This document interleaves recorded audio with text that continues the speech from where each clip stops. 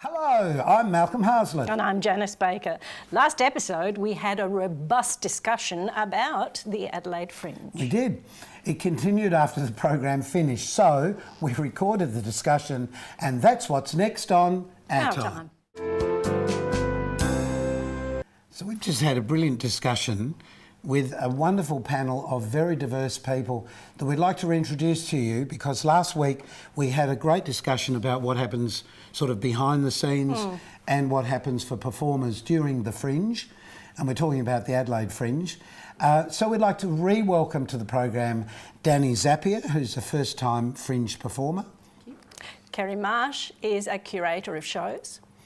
And we also have Shakti, who has just done brilliant things and is curating the shows at the Adelaide Town Hall. Peter Maddern is a writer, producer and director. And Katie Wright, Dynamite, who is just that. Absolutely. Dynamite. Danni, being a first-time Fringe performer, how do you feel about, it's only a few days away before it all starts? Yeah, extremely excited, and always leading up to the show, you want to make sure that your onstage content is really fantastic and really spot on, but of course you have to spend so much time as a producer-director doing all the other stuff to make sure that the show is selling and that it's, you know, you're doing those last-minute pushes on Facebook or whatever other kind of social media. And that's the truth, you're doing everything. Yeah, that's right, yeah. Including being in the show. That's right, yeah. Can I ask why? Why are you doing this? As a teacher, why did you suddenly decide that you wanted to have a show? Okay, so this work actually we produced in October of 2018, and it's actually a piece of research theatre. It came about as part of my studies of Masters of Theatre Studies. So I created, I guess, with a local playwright, Sally Hardy. We did the first season, and as we were partway through the season, we loved it so much, and we wanted to give it life again and to see it, you know, have another run, another season, and well, perfect spot. Absolutely. You know, fantastic. But it took you time to work out a lot of things like lighting, and you were lucky you had a good lighting guy working with you to sort stuff out. How important was that to you? Well, actually, I had everything pretty much planned out before we went to production, because that was part of my studies, and we were very lucky because the Star Theatres has fantastic staff. We put the show on at the Editeur at the Star Theatres, and Luke there was just great, and whatever I said, hey, can we do this, can we do that, he just went with it. So I'm sure had we been somewhere else that our experience may have been slightly different. Well, Kerry, how would you have felt about a show coming to you like that? That was what, prepared or unprepared? Is that the question? She was prepared.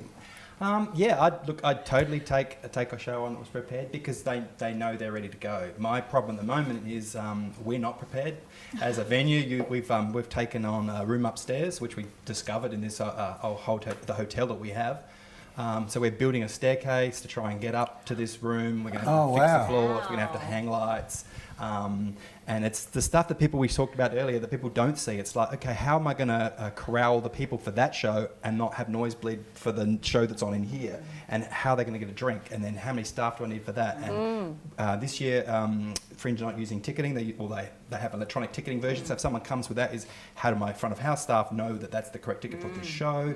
Do we then hand them, you know, like a piece of paper that says that's that? So there's all this stamp in the middle of the forehead. Yeah. So getting the show, like actually having the show start, is the blessing, because I can't control your show, and I don't want to have anything to do with the artistic part of the show. I just want to make sure all my people are in on time. They're seated. You entertain them, and I can get them back out again, ready for the next person to have their time. So it's all about the front of house management in your case. It's chaos. You know, but the chaos you can't see is if you let people know that something's not right. You've got to, as soon as they walk in that threshold of the door, it's entertain. Like, I'm here. I've paid my money. Well, you've walked into another world. That's the whole thing, isn't it? Shakti, you've got a brilliant venue then, being the Adelaide Town Hall. Are you using both of the rooms there? No, I'm just using the meeting hall, which is the independent structure, you know, sort of in the middle of the town hall. So it has a separate entrance. So we're totally free there.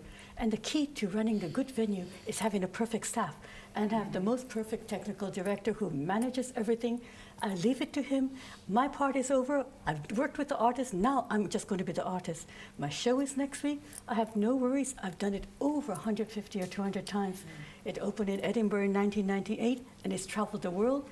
And I just decided, again, it's time to do it in Adelaide, because and when I did in 98, it was one of the first of Borat's interview that I had. Oh, really? And of course, I had no idea this crazy guy comes and interviews. But I had fun, because I like interviews, as you may know. And we just talked. And then it's been suddenly on YouTube now, and even the Sydney Immigration and Customs Officer always recognize me. Amazing. It's amazing. How It's wonderful. time to bring it back. And Yes. So, Peter, you've done several seasons of the show called Kokoda. Yeah, this will be our fourth, second Adelaide Fringe, and this season introducing a new actor, a very talented young man by the name of Jaden Marshall. And what I'm really excited about with him is that it represents someone of the actual age of the soldiers who went and who fought in Kokoda, somewhere between 18 and 25. No, isn't it? He's It's just terrifying, 21. isn't it? When we think about that, it's just terrifying. And I think, I'm hoping that audiences will have that sense of that these are, pretty much just boys who went there, and he represents someone of that age.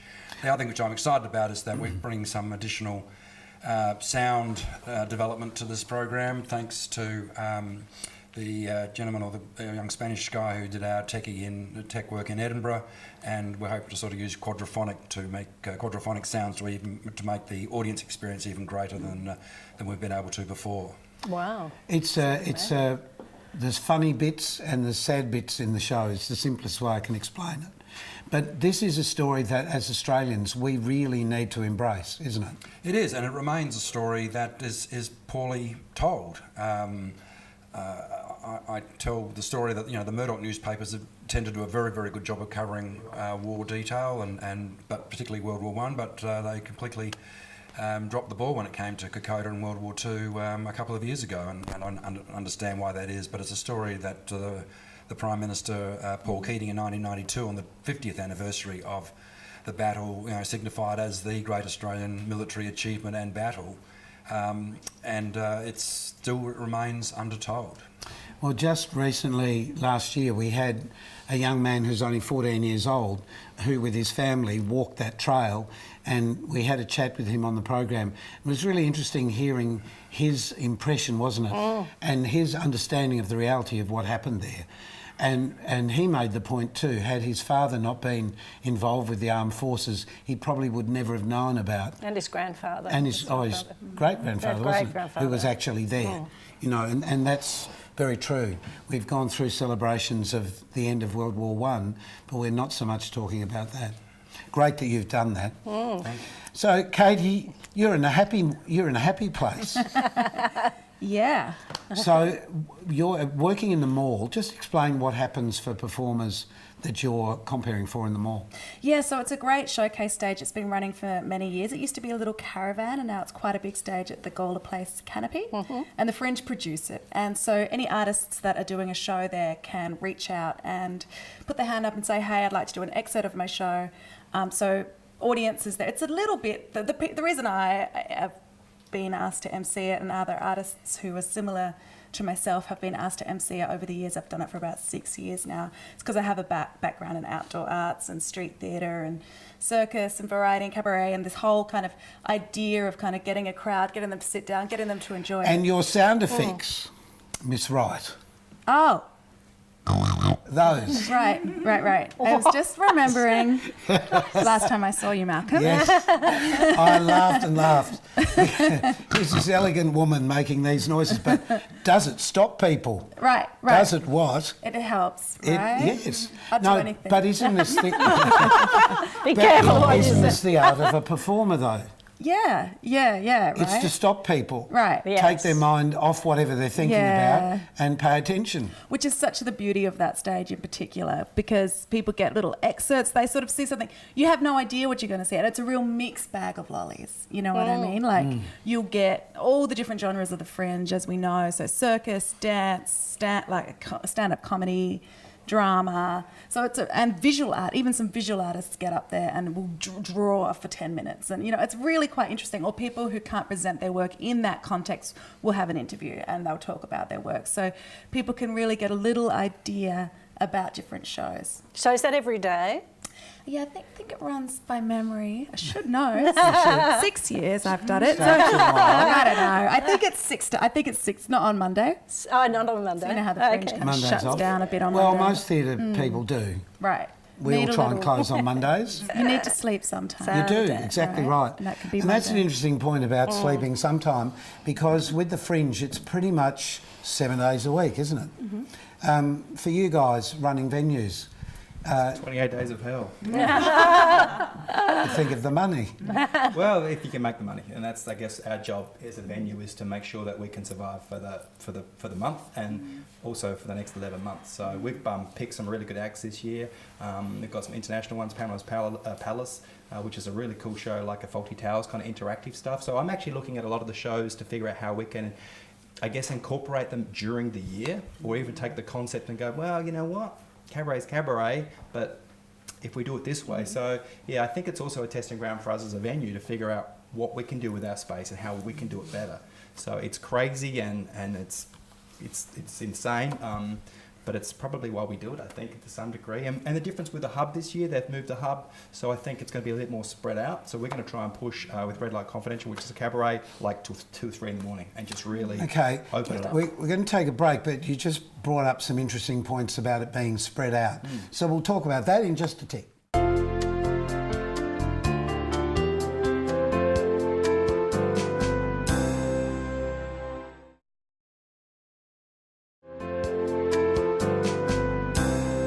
You enjoying this discussion, Mrs.? Well, I am. Are you? Everybody else? Oh, yeah. No, good. It's just great to have all these people, and we'd like to thank the Adelaide Fringe because they gave us names of people that we should talk to. Yes. And it's a lovely cross-section of people with good opinions and different thoughts on the Fringe.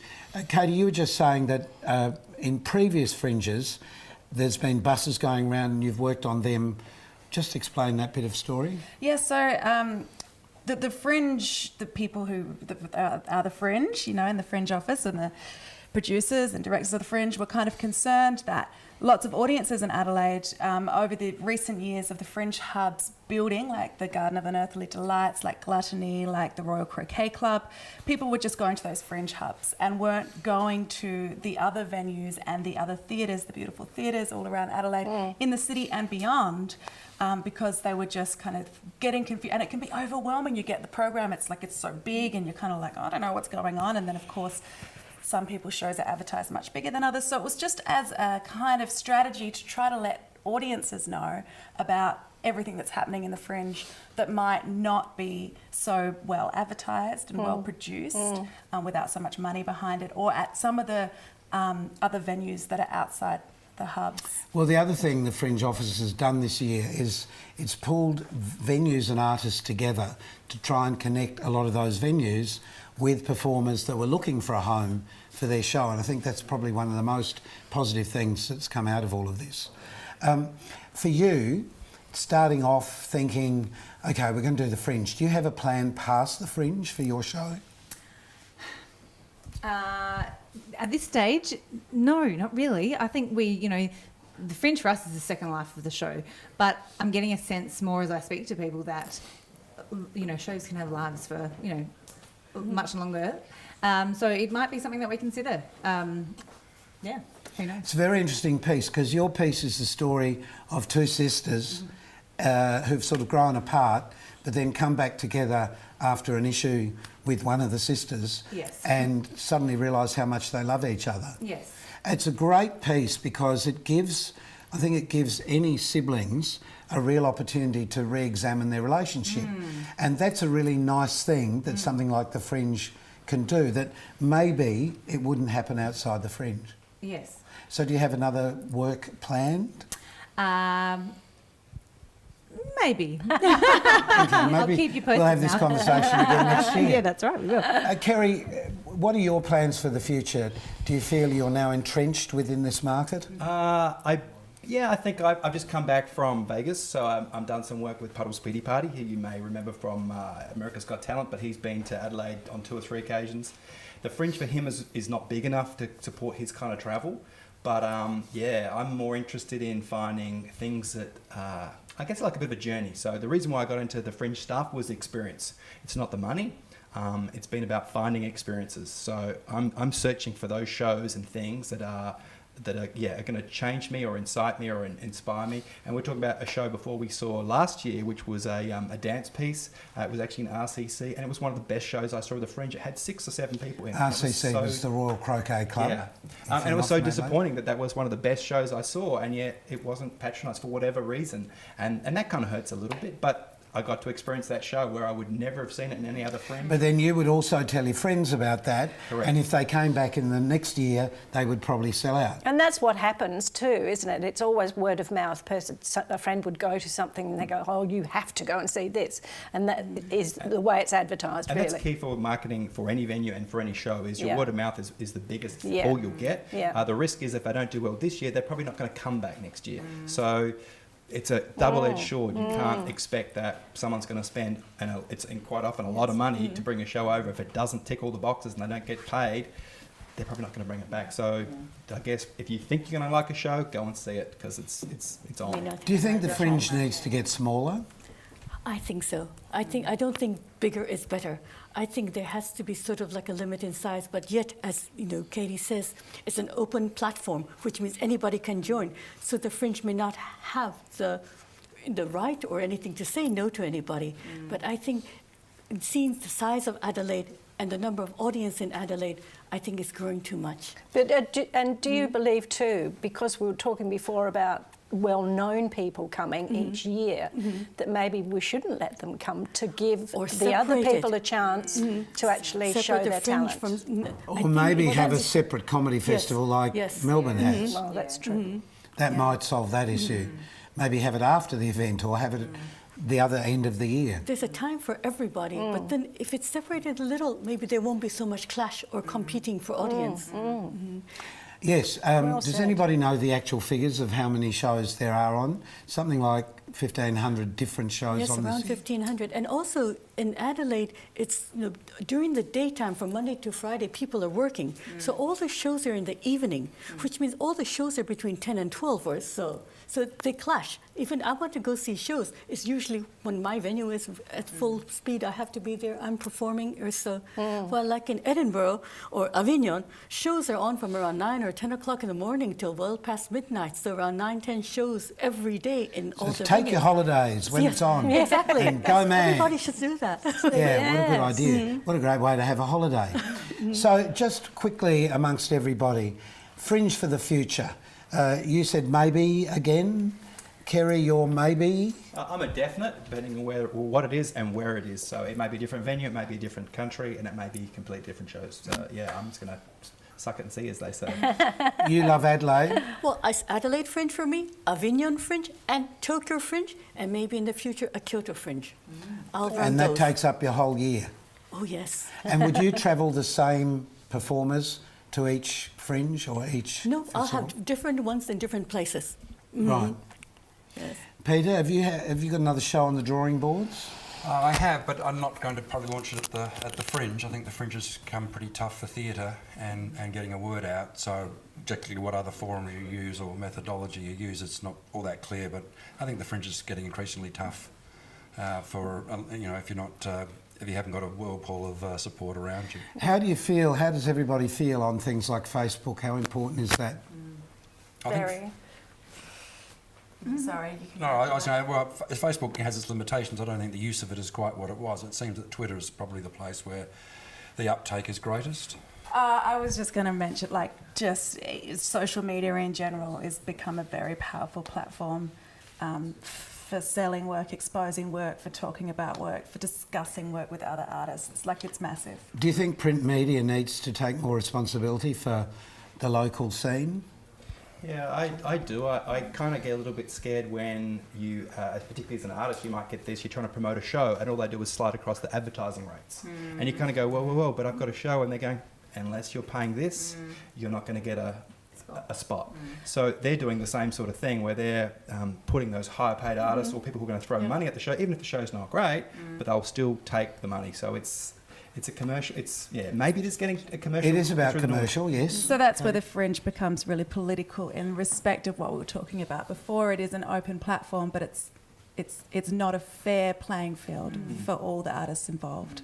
So, you know, because some people are produced. Do what I did. Start your own. That's what I say. Start your own. The Malcolm Fringe. I think one of the issues coming out of that also is that the advertiser seems to have dropped the ball a bit about providing, as it has traditionally, almost a review for every show that's gone on. And I think last year it started to pull away from that. It's a very resource intensive, and they're not to be fully criticised for that, but that makes it increasingly less a level playing field, that not everybody who comes here is going to get a review from the advertiser, good or bad, and the ability for other journals around town to take up that slack and to provide the credibility that shows sometimes come to Adelaide just simply to get a star rating, a pull quote, and so forth. But how important? If that's failing, then I think the question about whether the Fringe has got too big is to be raised in that context. But how important to you is getting a review? Oh, I think it's very important. It's a huge moment. It's a huge part of the word of mouth. Like it or not, people do read the advertiser, and even if you get a poor review, it's a way of getting your name in front of. There's always 3 or 4 words you can put together to sound good. Away you go. But it's very Always. difficult. It's very difficult to get your message out if you're not getting reviews, because people, as I said earlier, have this choice between your show that I might not know much about without a review, or going to Will Anderson. It's kind of a no-brainer for a lot of people not to take the risk. Poor Will. Oh, I don't think he is. How important is it for you, because you've got overseas artists coming in who wouldn't be known here at all, But one then- would assume. But then luckily we've gotten reviews for most of them, and we've gotten Overseas reviews. No, Yep. Reviews for the overseas artists here. Yeah. Because they will take the reviews back with them and put it on their CV and promote it in their countries or in the other places they're going to see. So that's why reviews are quite important to take with you. Which brings me, that's the artist, back to my politics again. Reviews, man, that's just one person's opinion. Maybe a very educated opinion, but it's just one person's opinion, and it's just as valid as another artist or a producer's opinion who knows so much about shows. So the importance of reviews that audiences put on reviews, I just think is ridiculous. As you know, it's great to have a little look-see, but don't let it guide you. Kind of get out there and make some choices for yourself and have a little look around. Absolutely agree, 100%. We agree, but do they is the problem. Well, I'm just sort of Yeah. anyone who's watching, kind of putting out I my think 2 we're going to cents on that continue opinion. this discussion even longer Yes. than this program will allow, but we'll be back in a moment.